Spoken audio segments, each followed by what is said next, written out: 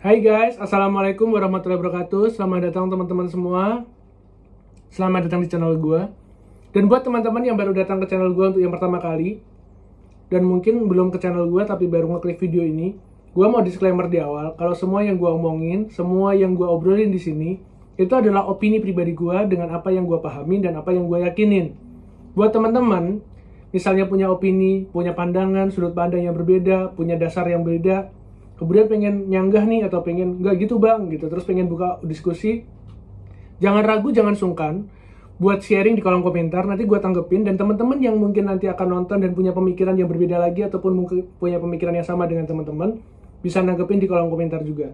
Jadi gini teman-teman, video ini purely gue bikin karena gue lagi senggang, gue lagi pengen sharing soal yang ringan aja. Jadi kita ngomongin soal mindset kaya, mindset miskin. Ya mungkin kalian teman-teman udah bisa lihat di judul videonya. Mindset kaya, mindset miskin itu banyak sebenarnya. Kalau kita jabarkan banyak banget, cuma gue pengen ngambil yang paling simpel aja. Jadi, mindset kaya dan mindset miskin ini nggak sebatas nominal, nggak sebatas income-nya berapa, nggak sebatas dia itu pendapatannya berapa, nggak sebatas dia itu punya apa, nggak sebatas dia itu gajinya berapa, dan seterusnya. Jadi, mental kaya, mental miskin, kadang-kala itu kita korelasiin dengan mindset. Ada beberapa orang kaya yang mindsetnya miskin, hatinya miskin, padahal dia kaya raya, bahkan 10 besar orang terkaya di Indonesia mungkin. Karena kita tahu 10% orang terkaya itu mungkin minimal kekayaannya berapa, itu kita tahu. Tapi dia takut miskin, takut mengeluarkan uang, terus korupsi lah, mengambil uang yang bukan haknya, mengambil barang dan segala macam yang bukan haknya. Ya kita bisa tahu dari orang-orang yang banyak akhirnya terbawa arus, kemudian akhirnya tercokok KPK, kemudian mereka pun tanpa malu membicarakan, saya kasihani, saya punya anak dan istri. Padahal dia mengambil uang yang harusnya menjadi jatah anak-anak yatim yang dia tidak punya orang tua. Tapi dia ambil. Dia jauh lebih rendah dibandingkan pengemis-pengemis yang berbohong di jalan. Tapi ada juga orang-orang yang mungkin dia tidak sepenuhnya kaya, bahkan dia hidupnya sederhana, hidupnya pas-pasan, cukup untuk besok, cukup untuk lusa, tapi dia tetap berbagi. Ada beberapa orang yang memiliki kekayaan di dalam pikiran dan di dalam hatinya. Ada orang-orang yang memiliki kekayaan dalam pikiran dan hatinya yang bahkan itu memiliki derajat lebih tinggi dibandingkan orang-orang yang sebenarnya kaya, yang dia jalan dengan pongah dan tak tahu malu sebenarnya. Dia ngambil harta dari anak-anak yatim, sedangkan di sisi lain ada orang miskin yang senang berbagi. Selain daripada itu teman-teman, kenapa gue ngomongin itu? Gue kesel banget sebenarnya. Ada beberapa orang yang kadang membawa agama, kita ngomongin sedekah, kadang membawa agama hanya untuk kepentingan pribadi. Gue nggak bilang sesuatu ini negatif atau apa, gue cuma pengen mengomentari sisi dakwah dari Ustadz Yusuf Mansur. Mungkin teman-teman mohon maaf kalau misalnya ini menyinggung, tapi ini opini pribadi gue. Ustadz Yusuf Mansur selalu bilang, sedekahkan semuanya, nanti akan diganti 10 kali lipat di hari ke-40 sama Allah Subhanahu wa Ta'ala.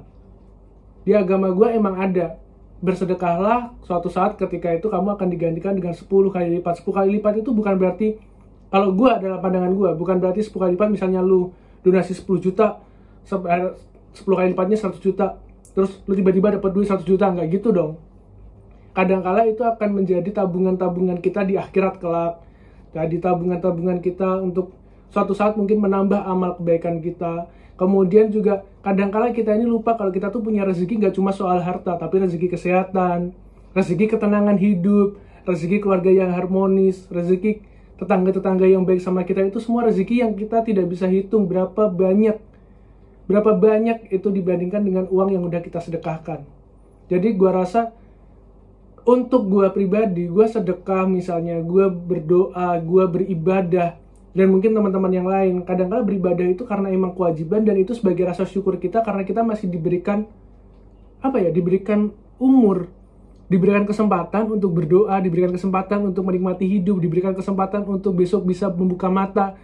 Bayangin teman-teman, malam ini teman-teman tidur, kemudian besok nggak bangun lagi, ya kan? Itu semua rezeki. Jadi jangan sampai kita itu bermatematika dengan Allah. Matematika Allah itu bukan yang 1 kali 1 sama dengan 1, 1 kali 10 sama dengan 10. Kadang-kala emang 1 kali 1 itu nggak harus 1, dan 1 kali 10 itu nggak harus 10. Jadi mungkin buat teman-teman yang masih saat ini mungkin sedekahnya hanya karena menginginkan duniawi, gua rasa sih ya mungkin diluruskan lagi niatnya bersedekah. Karena apa? Bersedekah itu kalian membantu orang-orang yang nggak mampu gitu loh. Dengan kalian membantu orang-orang yang nggak mampu, ekonomi akan lebih baik. Suatu saat ekonomi lebih baik, misalnya teman-teman punya usaha kalian pun juga secara nggak langsung akan lebih baik karena perekonomian lebih baik. Kan kurang lebih gitu efek dominonya.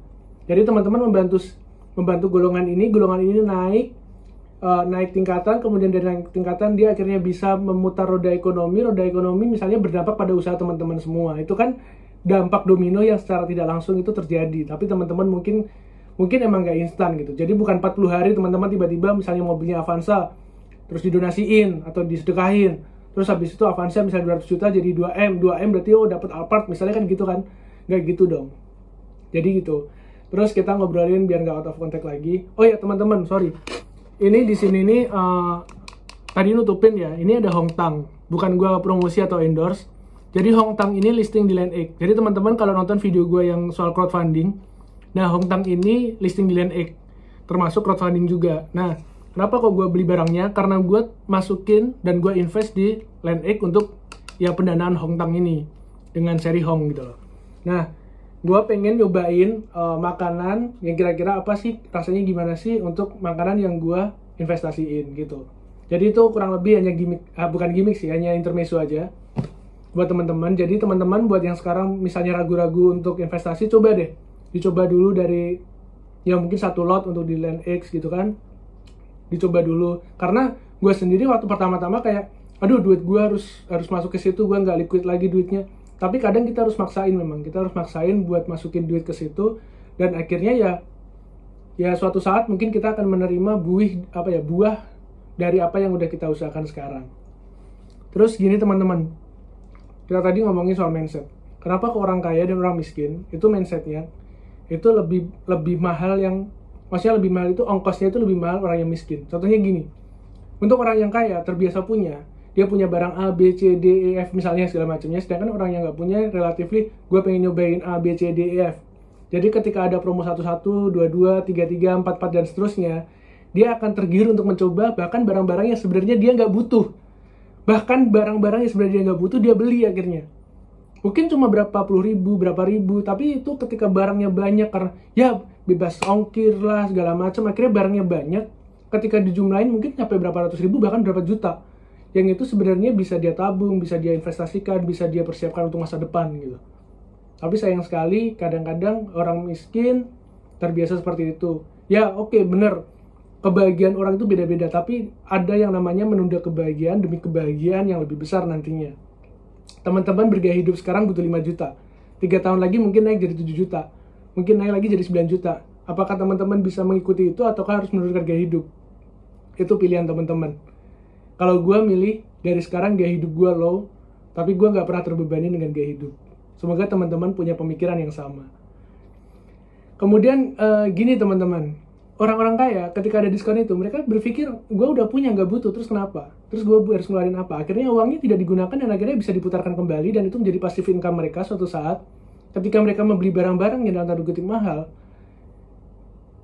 dia akan bisa membeli dengan passive income-nya, nggak perlu dari active income-nya.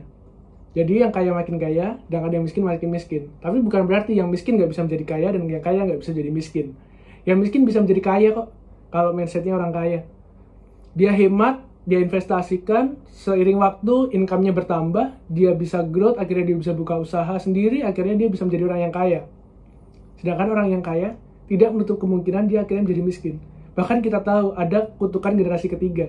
Generasi pertama membangun, generasi kedua memperbesar, generasi ketiga menghancurkan. Karena apa? Karena banyak orang-orang, kita contoh generasi ketiga. Generasi ketiga ini, kebanyakan mereka itu udah hidup dari kekayaan. Itu lahir-lahir menjadi kaya gitu. Tapi mereka tidak merasakan struggling, mereka tidak merasakan pada posisi yang rendah. Akhirnya apa? Akhirnya mereka tidak terbiasa dan tidak tahu caranya mengelola uang dan membesarkan perusahaan. Akhirnya apa? Bangkrut, dan akhirnya ya kembali menjadi turun kelas dari mungkin yang kaya menjadi yang menengah gitu. Selain dari itu, orang-orang kaya dadakan juga kebanyakan orang-orang yang tidak tahu caranya mengelola uang. Misalnya ada yang menang jackpot lotre lah, atau ada orang-orang yang dapat warisan yang seperti yang gue jelasin tadi. Ada juga orang-orang yang mungkin ya tiba-tiba dia invest apa, terus kemudian dia ya karena gambling mungkin judi gitu, jadi dia ya begitulah. akhirnya dia ya endingnya balik lagi ke posisi dia di awal, atau at least dia tidak sekaya ketika dia mendapatkan hal tersebut. Kemudian selanjutnya gini, ada satu konsep lagi, ketika teman-teman kadang berpikir orang-orang kaya kenapa sih beli iPhone gitu udah mahal gitu kan, padahal cuma ya gitu-gitu aja, cuma HP yang penting bisa dipakai. Sometimes gini kan teman-teman, sometimes gini, ketika contohnya gue beli iPhone tapi gue makanya selama 5 tahun, sedangkan ada orang-orang yang mungkin membeli HP cuma 3 juta atau 3,5 juta. Kita nggak ngomong cuma ya, kita ngomong cuma karena kita bandingkan dengan iPhone yang literally itu harganya 11-12 juta. Jadi itu mungkin harganya cuma seperempat atau sepertiganya. Tetapi dia setiap tahun ganti HP untuk mengejar spek yang lebih tinggi. Sedangkan kalau gue beli iPhone, gue rasa gue bisa bertahan sampai 4-5 tahun tanpa gue ganti. Karena ya gue udah cukup dengan HP yang sekarang, jadi gue nggak berpikir untuk ganti 4-5 tahun ke depan gitu. Jadi teman-teman perlu ingat, nilai depresiasi dari barang-barang ini paling tinggi di 1 tahun pertama. Jadi kalau teman-teman menggunakan barang selama setahun kemudian jual, itu depresiasinya jauh lebih besar daripada gue yang mungkin pakai satu barang untuk 5 tahun. Jadi kalau dijumlahkan, sebenarnya uang yang dibuang dan experience yang didapatkan itu masih lebih menguntungkan ketika kita membeli iPhone tapi kita tahan untuk 5 tahun gitu. Bukan berarti kalau misalnya kalian beli iPhone terus setahun ganti kan nggak gitu kan. Jadi gue juga gitu, gue beli iPhone, gue pakai, tapi gue hold sampai 5 tahun baru ntar gue ganti lagi. Jadi nggak selalu ngikutin, oh iPhone keluar 12, 13, 14, 15. Kalau kayak gitu sih mental miskin juga namanya gitu. Kecuali emang kalian ngeluarin iPhone itu udah kayak kalian beli es jeruk, nah itu udah beda cerita. Kita udah beda status lah, kita udah beda status. Jadi kita ngomongnya mungkin kalau sekarang ya kita ngomong tuh jajan itu bukan jajan iPhone, tapi kita masih jajan es krim lah, kayak gitu kan. Jadi gitu teman-teman. Selain daripada itu, orang-orang yang kayak gini, orang-orang yang dalam tanda kutip mental miskin tadi, mereka seringkali membeli barang itu akan lebih mahal dibandingkan orang yang kaya. Karena orang yang miskin, ya udah gue nyicil aja toh sebulan cuma segini tanpa dia memperhitungkan bunganya.